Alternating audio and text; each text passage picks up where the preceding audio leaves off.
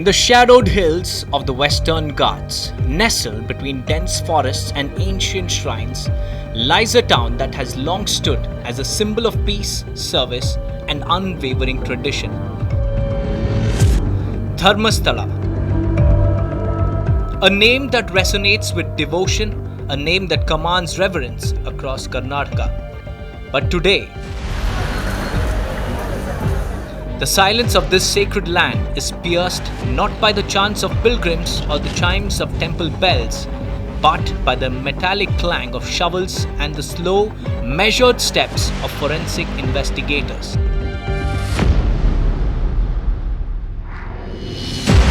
What began as dismissed rumors and so-called false accusations has now transformed into one of the most chilling and mysterious investigations Karnataka has seen in recent memory.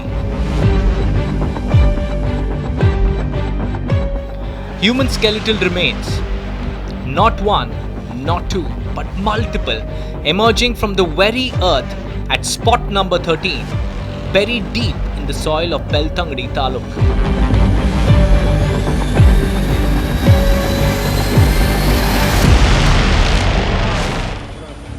No flesh, no fabric, no belongings. Just bones, skulls, rib cages, traces of human life, now reduced to fragments.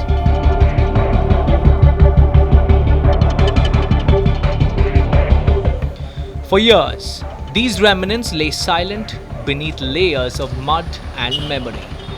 But now, exposed to air and light, they seem to whisper secrets long buried. Let us go back in time to last week's episode. It began with disbelief. When the first bones surfaced, authorities hesitated, unsure. Some suspected them to be animal remains discarded in secrecy. The excavation moved slowly, carefully, with uncertainty and suspicion clouding every move.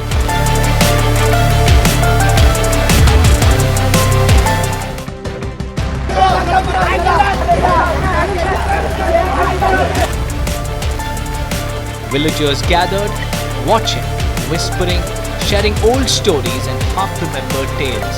Some spoke of long-forgotten conflicts, others of crimes that were never spoken of. Forensic teams from Mangaluru and Bengaluru were brought in. Samples were gathered, tents and cordons soon marked the area. The ground was sealed, and then came confirmation. These were human remains. But that chilling confirmation was only the beginning of what was to follow. This week has been a very, very crucial week as far as the entire case is concerned. With every passing hour, new discoveries came to light. 2 complete skulls were unearthed. Their condition shocked even seasoned experts. Blunt force trauma, clean, sharp incisions, cracks that suggest violence. These were not natural deaths. These were attacks. These were murders. These individuals, whoever they were, met violent ends, and their killers chose silence, choosing to bury them not just in soil, but in time. The SIT, once hesitant, has now ramped up its efforts. Reinforcements have arrived. Teams have expanded. The machinery has changed. Ground-penetrating radar, a sophisticated device used to detect underground anomalies, has now been deployed to peer deeper into the earth. With this, the SIT is not just focused on spot number 13 anymore. The search has widened, more graves may lie hidden, more secrets yet to be found.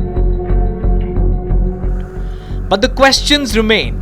Who were the victims? When did they go missing? And why here, in this isolated, hidden patch of forest?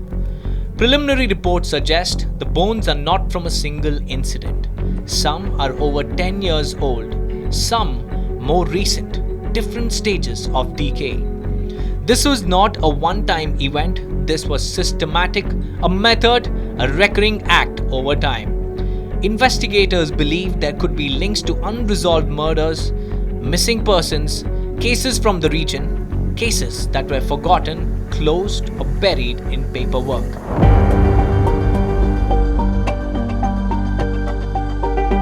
But there's another complication. Spot number 13 sits at the edge of two police jurisdictions, Beltangadi and Sulia. Jurisdictional confusion has slowed archival searches, delay in report transfers, missed connections in evidence. But the science does not wait. 4 more sites have now been identified for further examination. Each one spotted through tip-offs, drone surveys, or suspicious land topography. Villagers say they always sensed something, that unease, that fear of the unknown. Men arriving late at night, whispered warnings to stay indoors. The government has now asked all Gram Panchayats in the region to report any cases of missing persons, unclaimed land, and unresolved violence over the past decade. And still, even with all these developments, we have no names, no photos, just skeletal remains. But the labs in Bengaluru are working. DNA extraction is in progress. Every fragment may help restore someone's identity, someone who went missing. Officials remain tight-lipped, but off record, some admit this case is unlike anything Karnataka has ever seen. Hidden mass graves, systematic silence, deliberate dumping of human lives. It is a crime not just of murder, but of erasure.